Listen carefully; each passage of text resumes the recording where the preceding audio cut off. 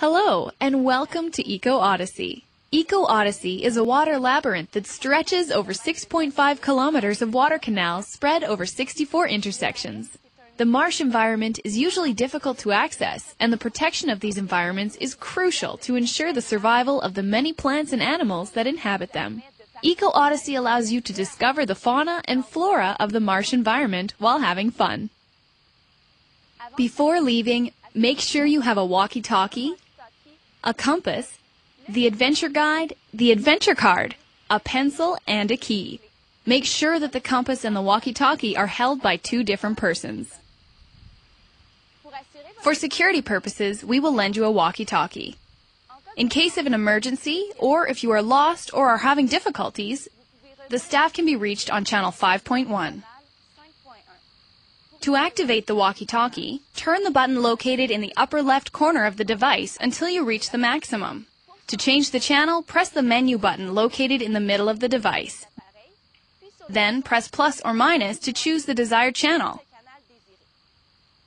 Once the desired channel is displayed, wait 5 seconds until it stops flashing. To reach the staff, press on the music note. When someone answers, press on the button located on the left side of your device and keep it pressed as long as you are talking. Make sure the red light stays on until you are finished talking. To help staff locate you, indicate your adventure card number and the number of the closest wooden figurine. You must wear the walkie-talkie at all times and keep it away from the compass to avoid interference. To fully enjoy your adventure, we suggest you turn off the walkie-talkie and turn it on only if necessary. If the weather is bad, your walkie-talkie must stay on at all times.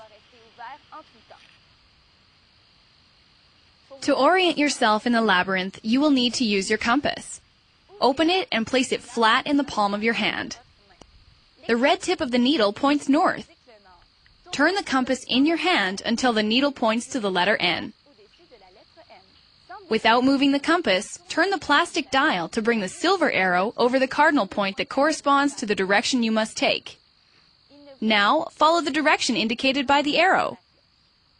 As long as the needle stays over the letter N, the silver arrow will indicate the correct direction. Don't forget to keep the compass away from your body and from any other metallic object, as well as the walkie-talkie, even if it's not turned on. The magnet in the speaker will interfere with the compass. The adventure guide contains all the information you need to orient yourself in the labyrinth and find the clues. The guide contains a picture and a description of all installations, animal replicas, trees, and shrubs you will see in the labyrinth and will have to identify along your adventure. The table of contents located at the beginning of your adventure guide allows you to easily find the desired section. At the beginning of each section, a summary presents pictures of all elements in alphabetical order. A page number points you to the element you are looking for, outlines its features, and provides an anecdote on the element. In the description, the main features of the element are highlighted in bold italics. Concerning animals, the big picture represents the male, and the smaller picture represents the female. At the end of the adventure guide, a glossary explains some of the terms used in the guide. The goal of the adventure is to answer the question located at the top of your adventure card. To do this, you must find the clues hidden in the labyrinth. Along your itinerary, follow the instructions indicated on your adventure card to go from one intersection to the next. The first direction will be given to you at the dock, and you will receive the following instructions at each intersection. To determine which way to go at each intersection, use the compass, the nautical directions, port side and starboard side, and the various elements you must identify as outlined in the adventure guide. Here are a few examples of directions you will receive. Turn towards the east. Use the compass. Turn port side. Turn starboard side. Towards turtle 25.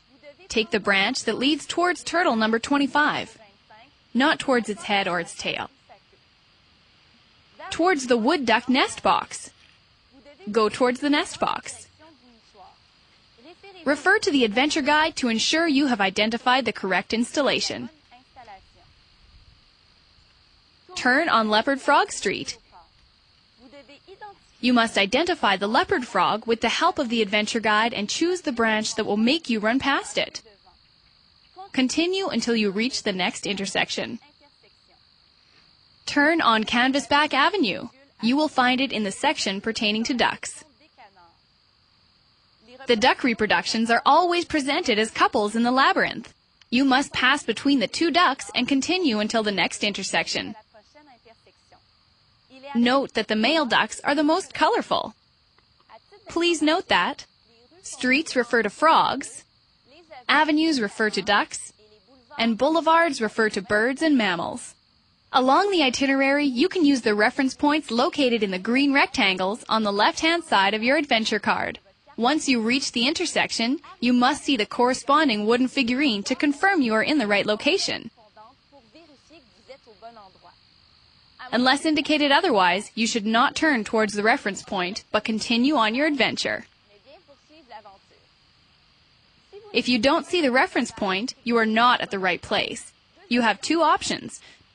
Turn back and verify that you took the right direction, or call for help with the walkie-talkie so we can redirect you. To answer the initial question, you must find the clues and jot them down in the appropriate space on your adventure card. Clues are indicated in the yellow rectangles.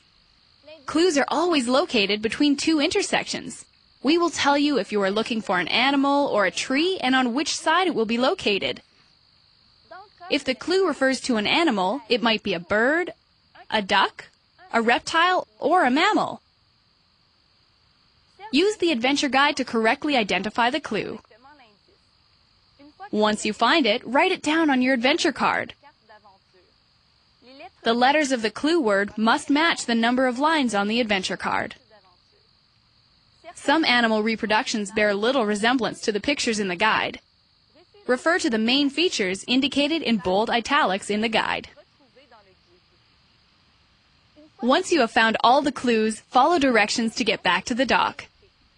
We will then give you an anagram sheet to solve in order to complete your adventure. This is the end of the first part of your adventure. For your convenience, restrooms are available in the labyrinth. There are pictograms designating the restrooms on your adventure card. Depending on the number of your adventure, you will either pass right in front of the restrooms or reach an intersection where you will see the restrooms pictogram. To get to the restrooms, you must follow the instructions written at the bottom of your adventure card. To resume your adventure, turn back until you reach the intersection where you interrupted it. The pedal boat adventure lasts between 1 hour and 1 hour and a half. You are allotted a maximum of 2 hours to complete the itinerary. The second part of your adventure lasts about 30 minutes. You have received a key that opens the labyrinth's entrance. You must give the key to the dock staff in order to get your pedal boat. From this moment, it will be hard to come back to the start. Thus, make sure you bring everything you need, such as sun cream, water bottles, and insect repellent depending on the time of year. At all times, you can choose to just wander freely if the adventure does not suit you. At each intersection, you will come by one or more wooden figurines sporting a number. You can get back to the docks at all times by taking the direction of the wooden figurine with the highest number. Now that you are ready, embark on your adventure and test your knowledge. Have fun! I will see you at Frog Island for the rest of your adventure.